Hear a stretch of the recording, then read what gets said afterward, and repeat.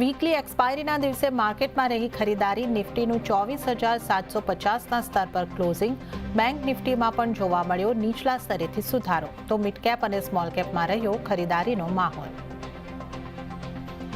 અને ભારતીય બેંકોમાં વિદેશી નાણાકીય સંસ્થાઓના રોકાણ માટે વધી શકે છે મર્યાદા. આરબીઆઈ કરી રહ્યું છે મર્યાદા 15%થી વધારવા પર વિચાર.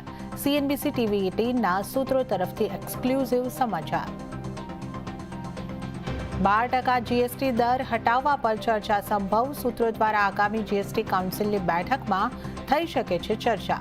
Cheese, condensed milk, fruit, juice, નાસ્તા સહિત ઘણી રોજિંદા વપરાશની વસ્તુઓ પર થઈ શકે છે સસ્તી. ઓટો કંપનીઓ પર રેર અર્થ મેગ્નેટની શોર્ટેજનું સંકટ. સુઝુકી મોટર્સે જાપાનમાં સ્વિફ્ટ કોમ્પેક્ટ મોડલનું પ્રોડક્શન અટકાવ્યું. આ તરફ સરકારે હાઈ લેવલ ડેલિગેશન ચીન મોકલવાની કરી તૈયારી.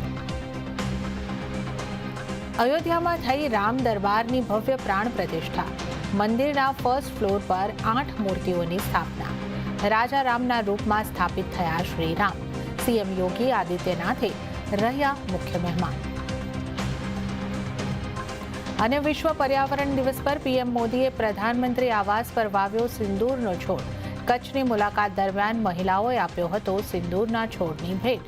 તો ગુજરાતમાં પણ એક પેડ માં કે નામ 2.0નો શુભારંભ. ગાંધીનગરમાં મહાત્મા મંદિર ખાતેથી સીએમ ભૂપેન્દ્ર પટેલે કરાવ્યો પ્રારંભ. તો શરૂઆત